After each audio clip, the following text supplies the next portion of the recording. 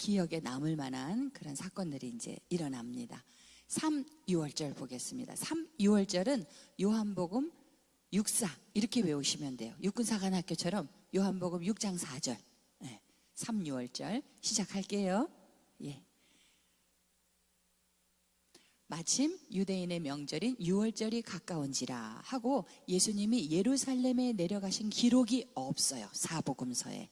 그래서 두 번째 때 38년 된 병자를 고치고 아버지께서 지금까지 일하시니 나도 일한다, 이 말로 이제 유대인들에게 예수님이 상당한 그 핍박을 받으셨구나, 예루살렘을 안 가시고 피하시구나 하는 것이 들립니다. 그리고 이때 마침 세례 요한의 목이 베어졌어요. 아까 말씀드렸죠? 예, 그 목이 달아나서 이제 세례 요한이 죽게 됐고, 그때 예수님이 빈들에 가셔서 계시는 것을 성경이 기록하고 있고, 벳세다 광야로 가십니다. 그 빈들이 벳세다 광야였어요. 우리가 잘 아는 오병이어의 기적이 여기서 행해집니다. 세 번째 유월절에 오병이어. 첫 번째 유월절은 예루살렘에서 성전 청결 니고데모 됐죠? 그렇게 딱 그것만 가져가세요. 오늘 두 번째 유월절 때는 예루살렘에서 38년 된 병자 베데스다 됐죠? 그리고 핍박을 받기 시작을 하셨어요. 세 번째 유월절에는 예루살렘을 안 가시고 벳세다 광야에서 오병이어의 기적을 베푸십니다. 여기서 성경을 잘 읽어보면 이 벳세다의 고향인 사람이 빌립이었어요. 그래서 예수님이 빌립을 시험코자 요 말이 들어가더라고요. 이 많은 사람들을 먹여야 되겠다 이렇게 말씀하시니까 빌립은요 뭐라 그랬냐면요, 200데나리온의 떡이라도 부족합니다. 부족한 걸 얘기했어요. 그래서 저는 이게 가나안 땅을 정탐하고 온 12정탐꾼 사건에서 10정탐꾼과 여호수아와 갈렙 이렇게 나뉘잖아요. 그것이 이렇게 오버랩되고 이게 중복돼서 생각이 나더라고요. 빌립은 예수님이 말씀하셨을 때 부족하다는 걸 이야기하는구나. 근데 반면에 안드레는 소년의 도시락 하나 얼마나 되겠어요? 보자기에 쌌겠죠. 보리떡 5개와 물고기 2마리를 가지고 와서 있나이다, 이것이 있습니다라고 긍정적으로 안드레는 가지고 온 거예요. 보리떡 5개, 물고기 2마리. 그러면서 이것이 이 많은 사람에게 얼마나 되겠습니까? 그런 마음으로 안드레가 가지고 왔다고요. 예수님이 축복하셔서 원대로 먹게 하셨어요. 그리고 남은 것을 버리지 말고 거두라 그랬어요. 12바구니에 그 남은 게 찼어요. 할렐루야. 이거 이제 설교 때 많이 들으시고 우리는 크게 정리만 하고 가요. 세 번째 유월절에 벳세다 광야에서 오병이요. 요게 3, 6월절로 기억을 하시면 되겠어요. 그리고 제자들을 먼저 바다 건너로 보내시죠. 여기서 바다라는 건 이제 갈릴리 호수인데 워낙 크니까 또 이 사람들이 바다라고 불러서 우리도 그렇게 부르고 있습니다. 디베레라고도 부르고 이름이 많아요, 이 갈릴리가. 그래서 예수님이 그 제자들을 보내고 예수님이 나중에 그것도 밤 사경에 두 번째로 갈릴리 호수를 건너오시는 것이 성경에 기록되고 있습니다.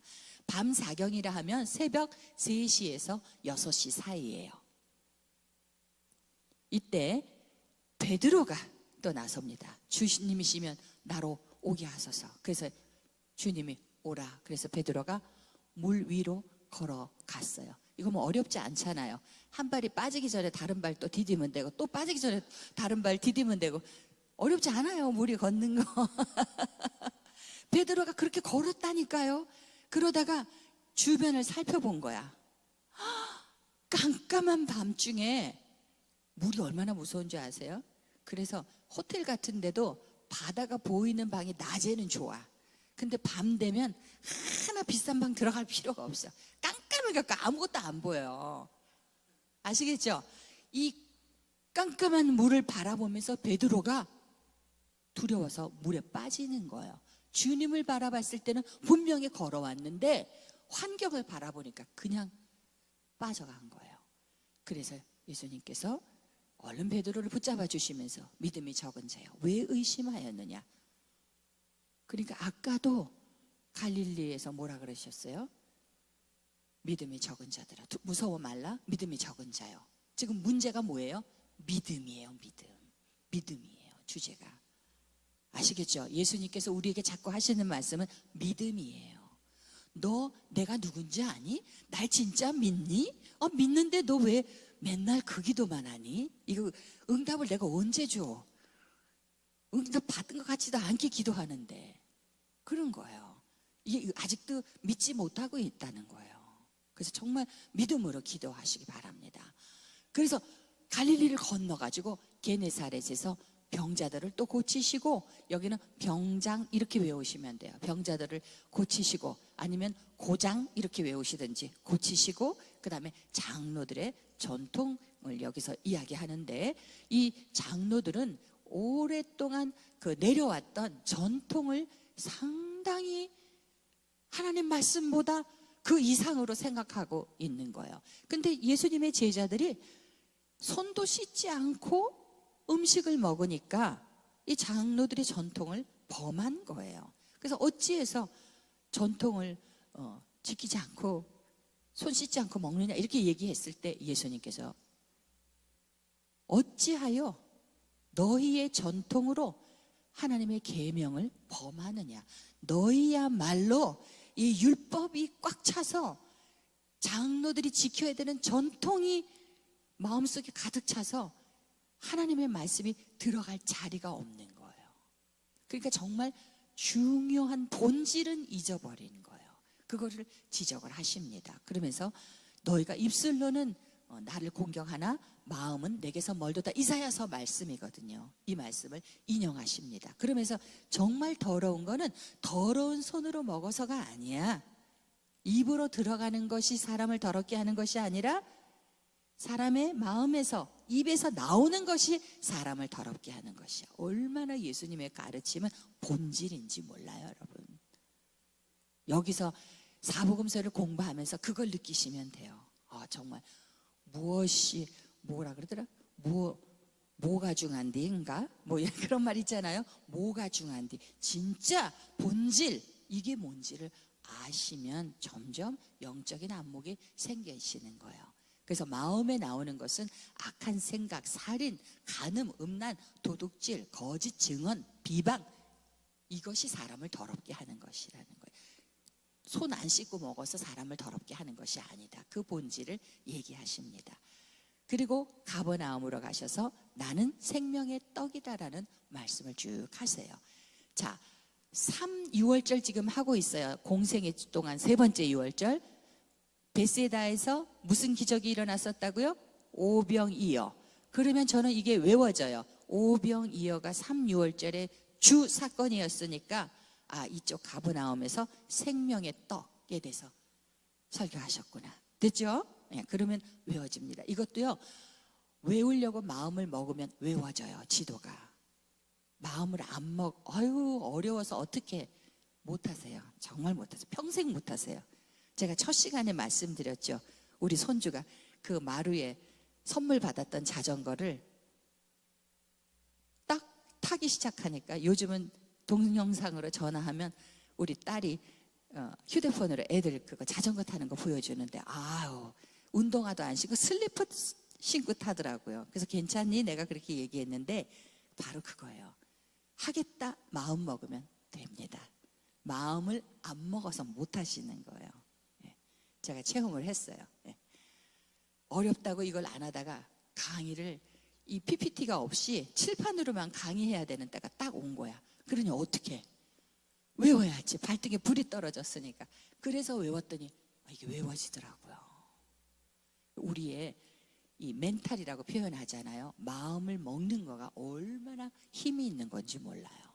아멘. 아멘. 믿음으로 그렇게 하시기 바랍니다. 그래서 가버나움에서 생명의 떡이다라는 말씀을 하세요. 저기 일자가 붙었죠. 에고 에임이라 그러는데, 여러분 책에 보시면 96페이지 지금 가고 있어요. 예수님이 나는 무엇이다 라는 형식으로 7번 말씀하시는 걸 요한복음에서 찾았어요. 그래서 이제 첫 번째가 나는 생명의 떡이답니다. 요한복음 6장에 기록되고 있어요. 절은 외우지 마세요. 절까지 외우려니까 너무 피곤해. 우린 교회에 다니니까 그냥 절은 취급 안 하고 6장 이렇게만 하세요. 그래서 설교하시고 그 다음에 가버나움에서 어디로 가냐면요, 이 3, 6월절은 오히려 공부하고 외우기가 쉬워요. 저기 수로 시돈지방에 가셔서 수로 보니게 여인이 예수님 앞에 찾아옵니다. 예수님께 내 딸이 귀신 들렸는데 고쳐주십시오, 그렇게 말하죠. 나는 이스라엘의 잃어버린 자를 찾기 위해서 왔다. 난 이방인을 위해서 온 게 아니야. 예수님이 이렇게 단호하게 말씀을 하셨는데 이 여인은요, 뒤로 물러서질 않아요. 믿음이 있어요.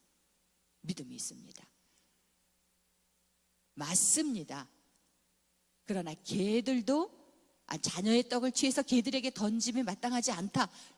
개 취급을 한 거야, 이 여인을, 수로보니게 여인을. 근데 이 여인이 그 말씀을 얼른 받아갖고 주여 옳습니다, 아멘.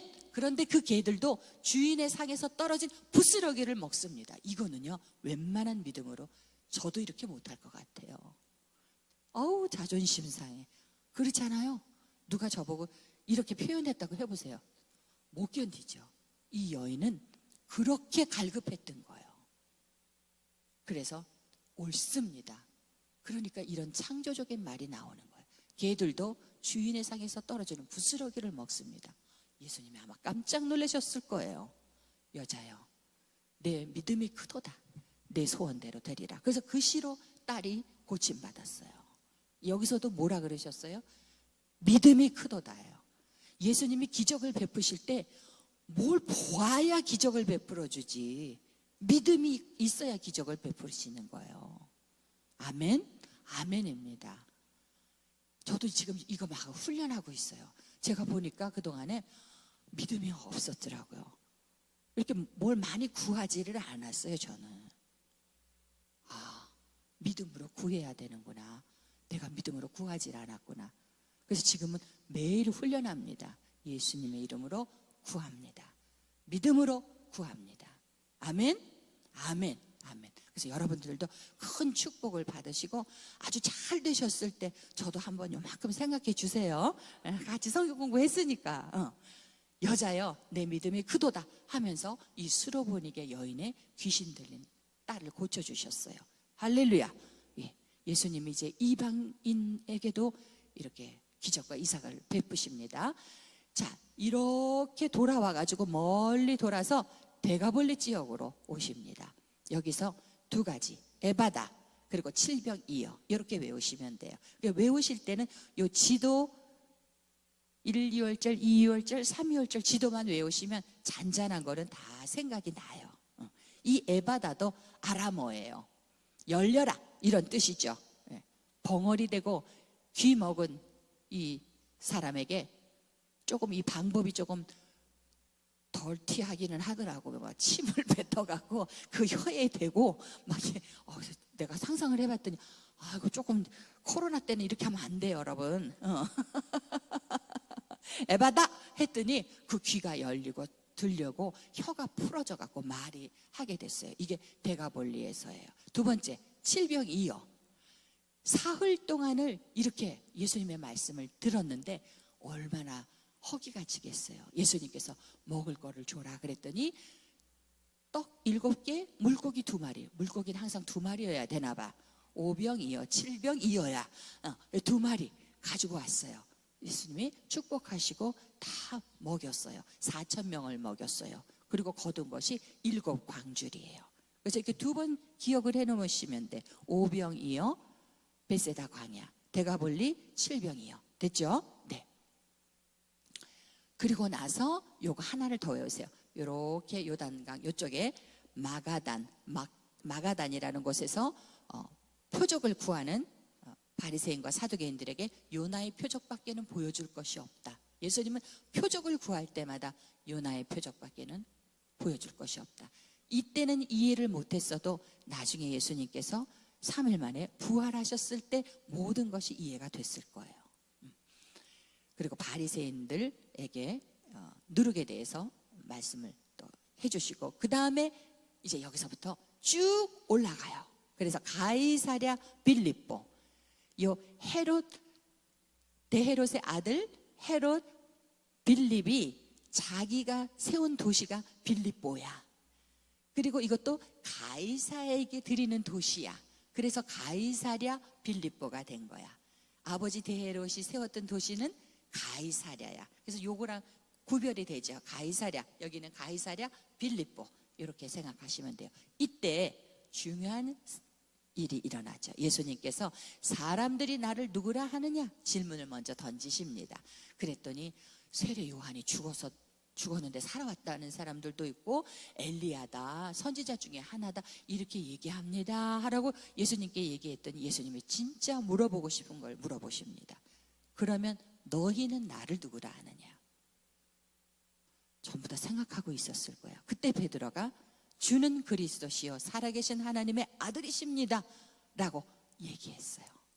예수님께서 얼마나 기뻐하시는지, 네가 복이 있다, 이걸 알게 하신 이는 혈육이 아니라 하늘에 계신 내 아버지시다, 영적인 것을 네가 알았구나 하고 기뻐하시는 거예요. 그러면서 베드로에게 이제 네가 말한 이 반석 위에 내 교회를 세울 것이다, 음부의 권세가 이기지 못할 것이다, 교회를 못 건드립니다, 땅에서 풀면 풀어질 것이고 땅에서 매이면 하늘에서도 매일 것이다, 이 말씀을 하셔요. 와, 베드로가 마태복음 16장 16절에서 주는 그리스도시요 살아계신 하나님의 아들이십니다라고 고백을 했어요. 영적인 것을 알게 된 거예요. 그래서 예수님께서 그 고백을 들으신 다음에 제일 처음으로 하시는 말씀이, 이제 내가 예루살렘으로 가서 장로들에게, 유대인들에게 붙잡히게 될 것이고 십자가에서 죽게 될 것이다, 그리고 3일 만에 내가 부활할 것이다, 이 이야기를 처음으로 하시는 데가 여기예요. 어디요? 가이사랴 빌립보. 언제요? 베드로가 주님을 고백했을 때, 주는 그리스도시요 살아계신 하나님의 아들이십니다, 이렇게 영적으로 예수님을 알고 대답을 했을 때 비로소 내가 온 것은 이것을 위해서 왔다 라고 말씀하시듯이 1차로 죽음과 부활의 예고를 말씀해 주십니다. 그 이야기를 듣고 베드로가 주여 그리하지 마십시오 이렇게 한 거예요. 사랑하는 선생님이 십자가에 달려 로마 법에 의해서 사형에 처해진다는데 제자가 안 말릴 제자가 어디 있겠어요. 그래서 베드로가 사랑으로 지금 말리는 거예요. 주여 그리하지 마십시오. 그때 예수님께서 이렇게 말씀하세요. 사탄아, 내 뒤로 물러가라. 너는 나를 넘어지게 하는 자로다. 내가 하나님의 일을 생각하지 않고 도리어 사람의 일을 생각하는도다. 이렇게 말씀하십니다. 베드로는 정말 애정 어린 인간적인 그 호소였어요. 그런데 예수님은 그것 때문에 오신 분이 아니잖아요. 하나님의 지금 일을 해야 되고 하나님의 뜻을 이루어 가야 되는데 그 길을 막으니까 사탄아 물러가라 이렇게 된 거예요. 아시겠죠? 그래서 이 장면을 생각해 보니까 베드로가 주는 그리스도시요 살아계신 하나님의 아들이십니다 라고 가이사랴 빌립보에서 고백했을 때 예수님이 좋아가지고 그 위에 교회를 세울 것이다 이렇게 막 칭찬하셨는데, 예수님이 이제 죽음과 부활의 말씀을 하자 베드로가 그리하지 마십시오 그랬더니 사탄아 물러가라 그랬으니까 베드로가 이날 롤러코스터를 탄 거나 마찬가지야. 하늘로 올라가다가 땅으로 뚝 떨어진 거야. 이거 그렇지 않아요? 생각해 보세요. 여기가 중요한데요. 가이사랴 빌립보가. 베드로가 얼마나 애정이 가는지 모르겠어요. 예수님은 그걸 다 아시죠. 다 아세요. 베드로를 사랑하셨습니다. 그러면서 길게 여기서 교훈을 주세요. 누구든지 나를 따라오려거든 자기를 부인하고 자기 십자가를 지고 나를 따라올 것이다. 자기 부인을 해야 되는데 이게 그렇게 어렵잖아요. 다 내가 옳은 대로 산다니까. 자기 부인은 진짜 힘든 거예요. 그래서 하나님 말씀을 보고 설교를 듣고 또 교훈을 받고 해서 조금씩 그래도 마음이 이렇게 움직여져야 되는 건 줄 믿습니다. 됐죠? 가이사랴 빌립보 이렇게 신앙 고백, 베드로 고백, 1차 죽음과 부활의 예고를 하시고 더 올라가셔서 헬몬산, 호르몬산에 올라가시면서 모습이 바뀌셨어요. 그 산에서. 근데 이 산에 제자들을 다 데리고 올라가신 게 아니라 베드로와 야고보와 요한, 요 세 제자만 데리고 올라가십니다. 그리고 예수님의 모습이 변했어요. 그리고 두 사람과 이야기를 해요. 그런데 제자들이 볼 때는 모세와 엘리야로 보였어요. 모세는 율법의 대표주자예요. 율법을 모세가 받았잖아요. 엘리야는 16명의 선지자 중에 대표가 엘리야예요. 예언서는 17권인데 왜 선지자는 16이에요? 예레미야가 예레미야서와 예레미야 애가를 썼기 때문에 선지자는 16명이 되는 거예요. 이해되셨어요?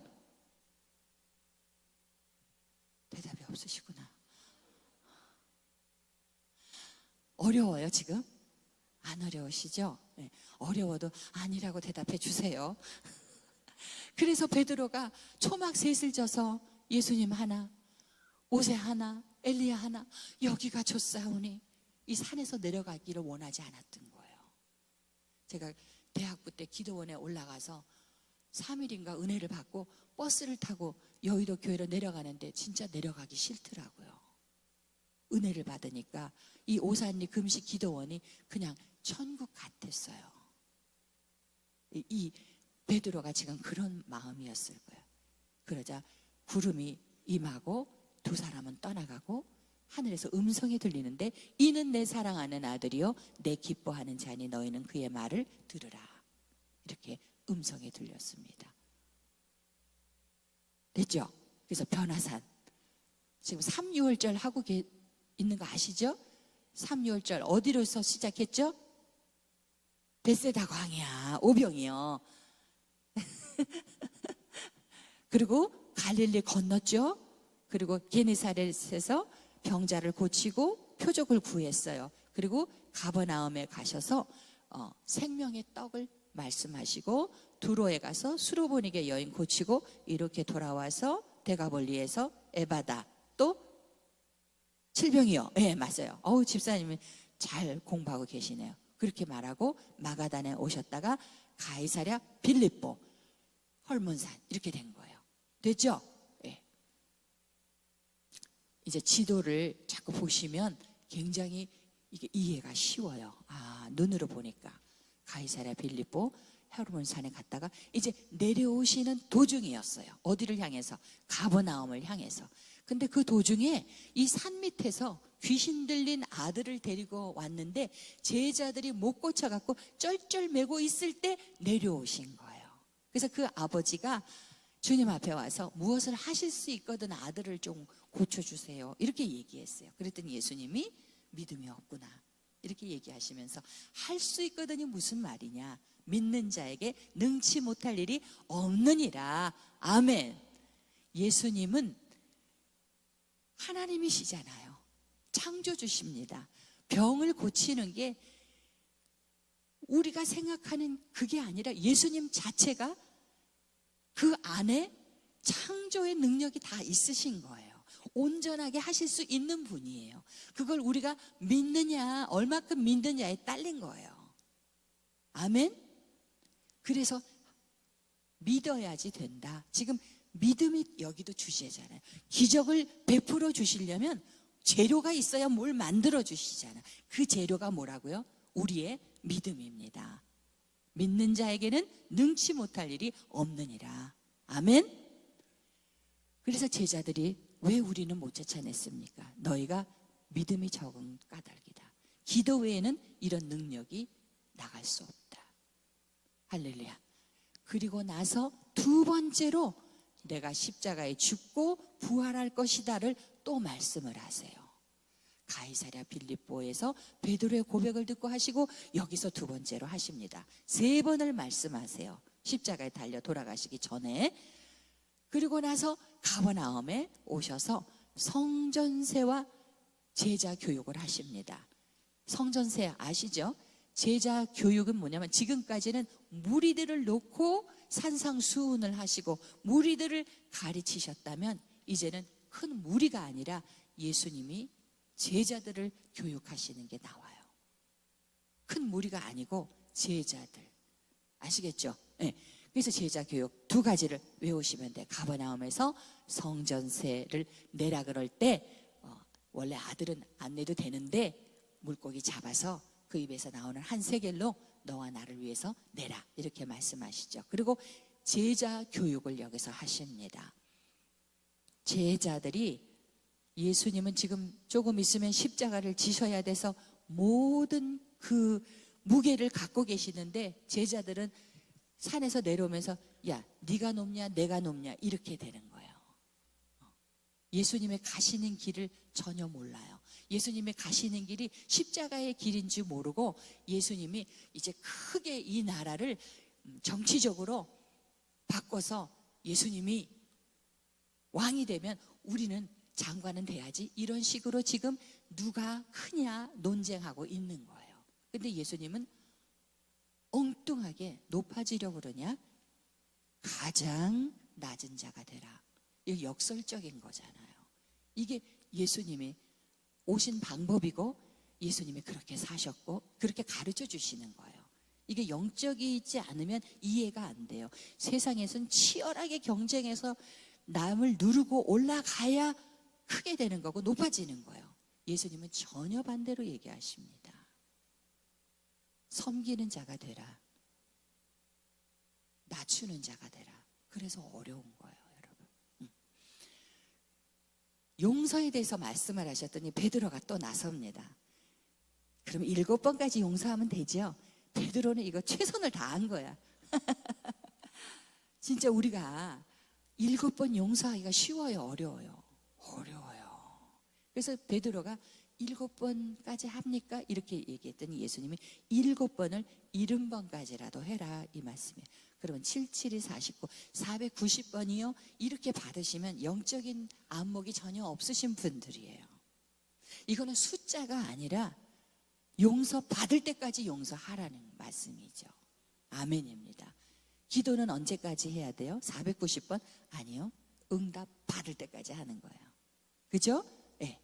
그래서 예수님이 요때에 용서에 대해서 말씀하실 때 어떤 말씀으로 비유를 말씀하시냐면, 1만 달란트 빚진 자가 100데나리온 빚진 친구를 용서 못하고 옥에 가두었다는 얘기를 듣고 주인이 1만 달란트 빚진 자를 다시 불러서 가둡니다. 하루에 남자가 일당으로 받는 게 1달란트예요. 그러면 1만 달란트면 365일로 해서 이게, 그렇죠? 집사님 집에 가서 한번 계산해 보세요. 그렇게 수십 년을 한 정도의 이 돈을 탕감받았는데 100데나리온 빚진 친구를 용서 못한 거예요. 이 말씀이 우리에게 주시는 말씀이에요. 그렇죠? 형제 눈 속에 있는 티는 보고 내 눈 속에 있는 들보를 못 보는 거예요, 제가. 예수님의 가르치심이 이렇습니다. 그래서 용서에 대해서 말씀하실 때 1만 달란트 빚진 자와 100데나리온 빚진 자의 비유를 말씀하셨구나. 이것을 항상 기억하고 있으면 용서에 대해서 여러분들이 지금보다 더 나은 사람이 되실 수 있어요. 아멘? 아멘입니다. 자기 부인이 안 돼도 하나님 말씀으로 자기 부인이 일어나야 돼요. 그 다음에 제자 교육을 계속 하시는데, 이혼에 대해서, 그러니까 간음한 이유 외에는 배우자를 버리지 말라는 거예요. 그 다음에 어린아이에게 안수해 주시고 천국은 이런 자의 것이다 말씀을 하십니다. 그래서 많이 배우고 많이 갖고 더 배우고 지위가 높은 사람이 천국을 가는 게 절대로 아니라는 거예요. 됐죠? 그 다음에 부자 청년, 아주 재밌습니다. 이 부자 청년이 예수님께 왔어요. 페이지 지금 하면은 어디죠? 네, 100페이지. 잘 찾아서 하시네요. 책을 가지고 강의를 들으시면서 메모를 하시면 집에 가서도 다시 복습하시기가 쉽죠. 무슨 선한 일을 하여야 영생을 얻겠습니까? 그리고 예수님 앞에 왔어요. 그래서 주 너의 하나님을 사랑하고 내 이웃을 내 몸과 같이 사랑해라, 이렇게 말씀을 했어요. 저 그거 다 지키는데요. 이 부자 청년이 얘기했어요. 자기 율법 다 지키고 있다고 얘기했어요. 그래? 그럼 더 뭔가 더 해서 영생을 얻고 싶다는 거지. 영생은 뭘 해서 얻는 게 아니에요. 저 질문 자체가 틀렸어요. 선한 일을 해서 영생을 얻는 게 아니에요. 믿음으로 얻어야 되는 거잖아요. 그래서 예수님이 그러면 네 소유를 다 팔아서 온전하게 되고 싶으면 소유를 다 팔아서 가난한 자들에게 주고 나를 따르라 그랬어요. 그리고 낙타가 바늘귀로 들어가는 것이 부자가 천국에 들어가는 것보다 쉬우니라. 그러니까 이 말은 부자는 천국에 못 들어간다는 결론이 나오는 거예요. 그렇잖아요. 낙타가 바늘귀로 들어갈 수가 있어요? 부자가 하나님 나라에 들어갈 수 없다는 얘기예요. 그래서 제자들이 질문을 합니다. 여기 지금 페이지가 모자라서 못 넣는데 그럼 누가 구원을 받습니까? 이렇게 질문을 해요. 이거는 여러분들 마태복음 19장 26절 이쪽을 좀 읽어보시면 돼요. 그랬더니 예수님께서 하시는 말씀이 사람으로서는 할 수 없으되 하나님으로서는 할 수 있느니라. 아멘. 이 말씀을 주십니다. 마태복음 19장 26절의 말씀. 그래서 새 책에는 이것도 넣을 거예요. 이 부자 청년이 그 다음에 돌아왔게요? 안 돌아왔게요? 예, 성경엔 돌아왔다고 기록이 없어요. 예. 자기 거 다 팔아서 가난한 자에게 주지 않고 지금도 부자로 살고 있는 것 같아, 내 생각에는. 예. 그래서 포도원 품꾼 이야기를 예로 드시는 거예요, 비유를. 그래서 3시, 6시, 9시, 11시 여기다 6을 더하면 지금 우리의 시간이 되니까. 근데 똑같이 다 한 데나리온씩 줬더니 일찍 온 품꾼들이 분지렁분지렁하고 이야기하고 있어요. 그래서 주인이 나중에 온 이 사람에게 너와 같이 주는 것이 내 뜻이다. 내 것을 가지고 내 뜻대로 할 것이 아니냐. 내가 선한데 네가 악하다고 하느냐. 왜냐하면 일찍 온 사람도 한 데나리온을 약속받고 왔고 나중에 온 사람도 한 데나리온을 약속받고 온 거예요. 일찍 온 사람 억울한 것 같죠? 예. 그래서 예수님이 이 말씀을 하시는 거예요. 이게 내 뜻이다. 이건 구원을 뜻하는 거죠. 이와 같이 나중된 자로서 먼저 되고 먼저 된 자로서 나중 되리라 이 말씀을 하십니다. 그래서 제가 그러면 나중된 자는 되게 좋은 것 같고 먼저 된 자는 일을 많이 하고 힘들었잖아. 이런 생각이 들 수 있겠죠? 네, 똑같이 구원은 똑같이 받았는데. 그래서 가만히 묵상을 해보니까 일찍 온 사람들은 주인하고 시간을 많이 보냈어요. 그죠? 예. 그게 얼마나 중요한 거예요. 여러분, 삶이라는 거를요, 한 글자인데 삶을 뭐라고 표현하시겠어요? 이제 시간이 있으면 이런 거 갖고 우리가 좀 이렇게 서로 질문하고 묵상해 보거든요. 삶이 뭐예요? 인생. 또 삶이 뭐예요? 아무거나 그냥 생각나는 거 툭 던지시면 돼요. 이럴 때는 정답이 없어요, 여러분. 응? 기다리다가 시간이 다 가서 4시가 다 돼가네. 그래서 삶은요 시간인 것 같아요. 그죠? 피자로 치면 이만한 피자 덩어리가 내 삶이야, 시간이야. 근데 이 피자를 얼마큼 잘라서 누구랑 먹었느냐, 그래 내 시간을 누구와 보냈느냐, 이게 내 삶인 거예요. 누구와 보냈느냐, 무엇을 하며 보냈느냐. 그러니까 예를 들어서 미용사는 그 삶이 뭐예요? 미용실에서 머리 자르고 머리 만지는 게 삶이에요, 여러분. 별거 없어요, 삶이. 삶은 시간이더라고요. 그래서 이 품꾼들이 주인과 시간을 같이 보냈잖아요. 그렇죠? 추억도 많고. 그렇게 해석을 했어요. 시간도 없는데 별걸 갖고 자꾸 시간을 지금 보내고 있죠, 제가. 예. 이렇게 제자 교육을 하고 나서 마지막으로 한 번 더 십자가 사건, 내가 십자가에 죽을 것이다, 그리고 부활할 것이다를 세 번째 얘기하십니다. 그리고 예수님은 이제 예루살렘을 향해서 올라가십니다. 됐죠? 6월절 어렵지 않아요. 그 전에 했던 6월절이 내용이 많고 좀 어려웠어요. 6월절 할만합니다. 자, 예루살렘으로 가시는 도중에 빨리 갈게요. 우리 예루살렘으로. 세베대 아들의 어머니가 우리 아들 하나는 오른편에 하나는 왼편에 앉혀주세요 그랬어요. 세베대 아들이 누구냐면 야고보와 요한이에요. 됐죠?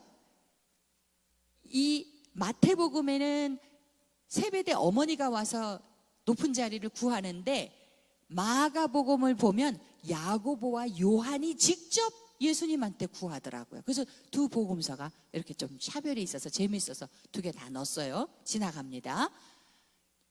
이제 예루살렘으로 올라가시는 이 길이에요. 도중에 사마리아를 지나게 됐는데 사마리아 사람들이 이제 예수님께서 예루살렘을 향하여 올라가신다는 얘기를 듣고 예수님을 영접하지를 않아요. 십자가를 지고 이제 죽을 것이라는 그거를 알고 예수님을 영접하지 않습니다. 그랬더니 이 세베대의 아들 야고보와 요한이 하늘에서 불을 내려 저들을 치기를 원하십니까? 이렇게 이야기했어요. 이 두 사람의 별명이 뭐예요? 마가복음에 보면 우레의 아들 보아너게죠. 예수님이 오히려 야고보와 요한을 바라보시고 꾸짖으십니다. 꾸짖고 거기를 지나가세요. 세 번째, 예수님께서 지금 어디를 향해서 가신다고요? 예루살렘에 뭐가 있는데요? 십자가가 기다리고 있어요. 그런데 여기 제자의 세 유형이 나와요. Three styles of disciples 이렇게 이제 생각하세요. 제자가 되겠다는 사람이 세 그룹으로 등장을 하는데 첫 번째 제자가 이렇게 얘기해요. 어디로 가시든지 나는 따르겠습니다. 이게 말은 되게 쉬운데 예수님은 지금 어디로 가고 계세요? 십자가로. 근데 이 제자는 모르는 거예요. 그래서 예수님이 여우도 굴이 있고 새도 둥지가 있는데 인자는 머리 둘 곳이 없도다. 이렇게 말씀하십니다. 두 번째 제자가 되겠다는 유형이 뭐냐면 나 예수님을 따르는데 집에 가서 아버지를 장사하고 오겠습니다. 이렇게 얘기했어요. 그랬더니 예수님이 죽은 자들로 죽은 자를 장사 지내게 하고 너는 가서 하나님 나라를 전파하라. 이렇게 말씀하십니다. 주의 일은 미루는 게 아니라는 뜻이겠죠. 그죠? 세 번째 유형. 주여, 내가 주를 따르겠습니다마는 내 가족에게 가서 작별을 하고 올게요. 이렇게 얘기했어요. 그때 예수님께서 손에 쟁기를 들고 뒤를 돌아보는 자는 하나님 나라에 합당하지 않다. 이 말씀도 뭐예요? 네가 나를 따르겠으면 지금 이 시간에 바로 즉시로 따르라는 말씀이에요. 그래서 세 가지 제자를 여기서 보게 되고요. 그 다음에 70인을 파송을 합니다. 그래서 전갈과 뱀에 밟을 수 있는 권세를 주십니다. 이 제자들이 너무 신났어요. 그래서 주님 앞에 와서 주의 이름으로 귀신들도 항복하더이다 이렇게 말씀을 드렸더니 예수님께서 그들이 항복하는 걸로 귀신들이 떠나가는 걸로 기뻐하지 말고 너희 이름이 하늘에 기록된 것으로 기뻐하라. 이건 뭐냐면 생명책에 이름이 기록된 것, 구원을 더 중시해라 이 말씀을 하시는 거예요. 그래서 기적과 이사, 예언 이런 거 하는 거 하나도 중요하지 않습니다. 구원이 가장 중요한 거예요. 이 말씀이 요한계시록 할 때 또 한 번 이제 나올 겁니다. 그리고 예수님을 사랑하는 율법 교사가 등장을 합니다. 이 율법 교사도 내가 무엇을 해서 영생을 얻으리까? 이렇게 질문해. 아까 부자 청년하고 비슷하죠. 여기서는 예수님께서 마음을 다하고 뜻을 다해서 하나님을 사랑하고 내 이웃을 네 몸같이 사랑해라 이렇게 얘기했더니 내 이웃이 누굽니까? 라고 질문을 해요. 율법 교사가. 그래서 예수님이 그래 한 사람이 여리고로 내려가다가 강도를 만났어. 제사장도 보고 못 본 척하고 지나갔고 레위인도 보고 그냥 지나갔어. 이건 종교 생활을 하는 사람들의 대표주자라고 보시면 되죠. 그런데 한 사람이 멈추어서 상처를 치료해주고 이 강도 만난 자를 여관으로 데리고 가서 모든 비용을 내고 모자르면 내가 돌아오는 길에 더 주겠습니다. 이렇게 말했어요. 그리고 누가 이 강도 만난 자의 이웃이 되겠느냐? 그랬더니 이 율법 교사가 자비를 베푼 자입니다. 대답을 했더니 그래, 가서 너도 그와 같이 해라. 이렇게 답을 주셨어요. 이해되셨죠? 예. 그 사람이 사마리아인이더라고 성경은 굳이 강조해서 밝히고 있어요. 그래서 선한 사마리아인이 여기서 나옵니다.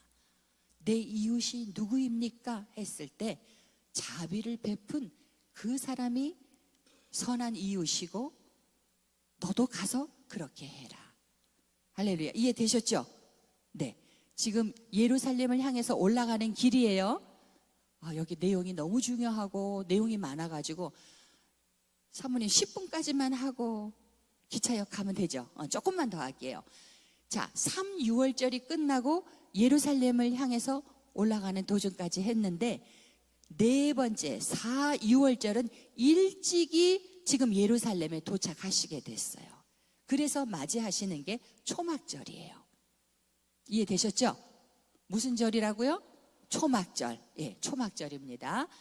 예수님이 초막절에 벌써 예루살렘에 도착하셨어요. 6월절 훨씬 전에 한 10월쯤이에요. 그래서 초막절에서 가르치시는 것이 교생여자실 이렇게 외우시면 돼요. 동그라미를 치시면 돼. 교생여자실. 그러면 초막절에 오셔서 교훈하셨구나. 그 다음에 교생, 생수의 강. 너희 배에서 생수의 강이 흘러나오리라. 이게 성령을 의미하는 거잖아요. 그 다음에 교생여. 여자는 뭐냐면 가늠한 여인의 여자예요. 예수님이 지금 예루살렘에 와 있는데 가늠한 여자를 끌고 와서 모세의 율법에는 돌로 쳐서 죽여야 되는데 당신은 어떻게 하시겠습니까? 지금 예수님을 시험하고자 어려운 문제를 내는 거예요. 그래서 예수님께서 너희 중에 죄 없는 자가 먼저 돌로 치라 이렇게 말씀하십니다. 침묵이 한참 동안 흐르고 나서 툭툭툭툭 하고 돌이 떨어지는 소리가 났어요. 다 돌을 내려놓고 돌아갔어요. 예수님께서 그 여인을 향해서 나도 너를 정죄하지 아니하노니 가서 다시는 죄를 범하지 말라 이렇게 말씀하십니다. 그래서 가늠한 여인까지 했죠. 교생여자. 자는 뭐냐면 자증적인 설교를 이 초막절 때 하세요. 나는 누구다 하는 걸 밝히시는 거예요. 나는 세상의 빛이다. 됐죠? 네. 나는 세상의 빛이다. 여기에 이제 요한복음 8장의 내용이 들어가면서 너희가 진리를 알지니 진리가 너희를 자유롭게 할 것이다 라는 말씀. 그 다음에 너희는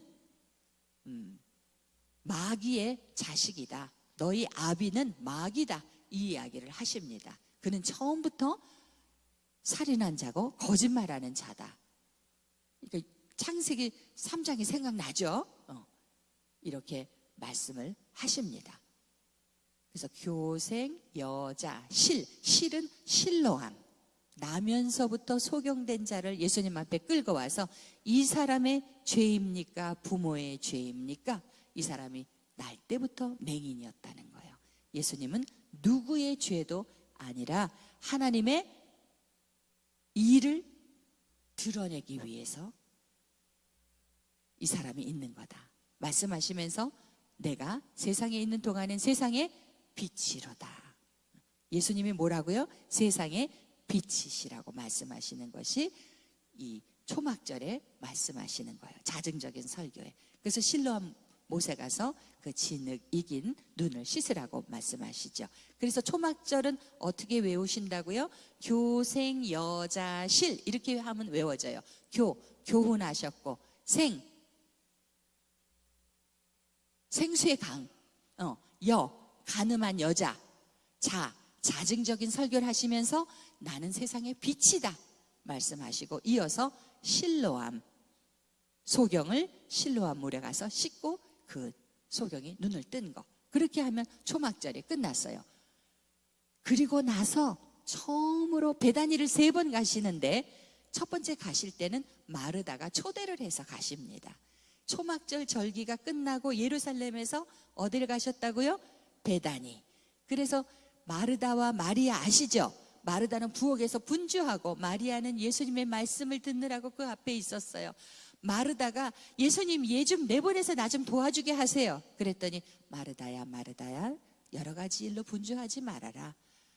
한두 가지면 족하다 말씀하세요.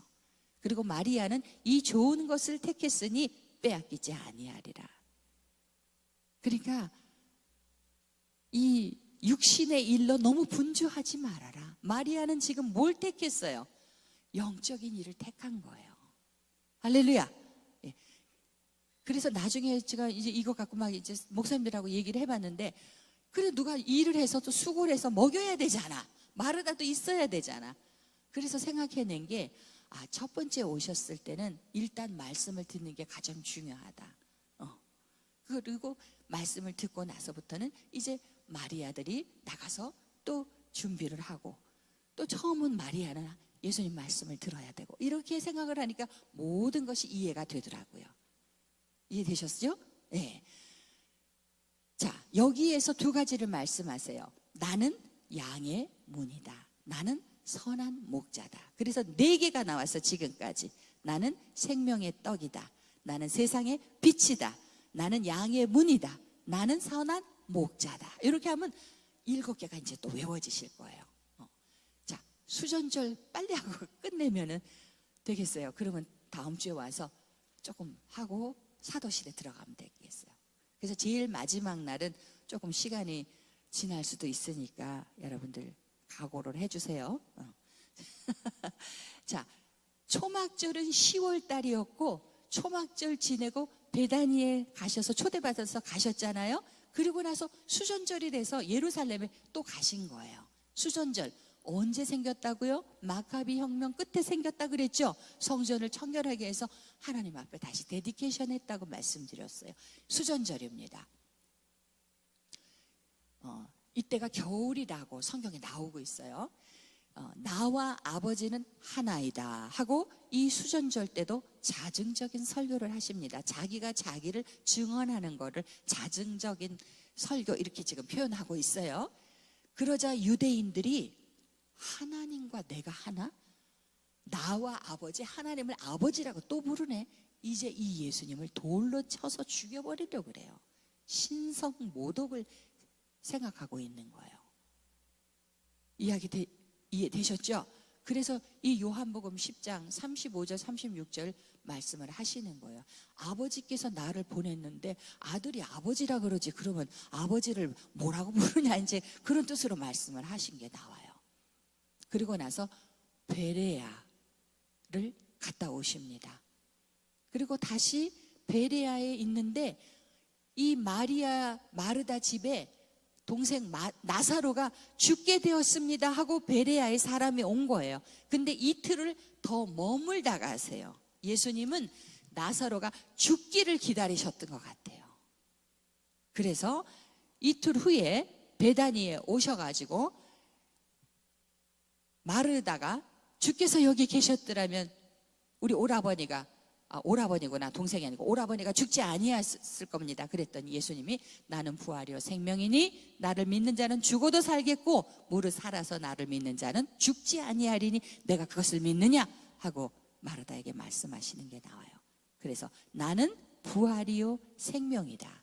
5번째로 말씀하시는 게 요한복음 11장에 기록이 되어 있고, 나사로야 나오라. 그래서 이 붕대로 칭칭 감았던 나사로가 나오고 풀어놓아 다니게 하라. 그래서 죽은 나사로가 살아났다고요. 오 깜짝이야. 죽은 나사로가 살아났어요, 여러분. 네. 이 이야기가 온 예루살렘과 유대 땅에 다 퍼진 거예요. 이 예수를 그냥 둬서는 안 되겠다. 점점 결심이 굳어진 거예요. 이제 예수를 죽여야 되겠다까지 온 거예요. 이해되시나요? 예. 그래서 예수님이 이 무리들을 피해서 저 에브라임 산지로 가십니다. 사람들이 없는 곳에 드러나지 않게 거기에 피하세요.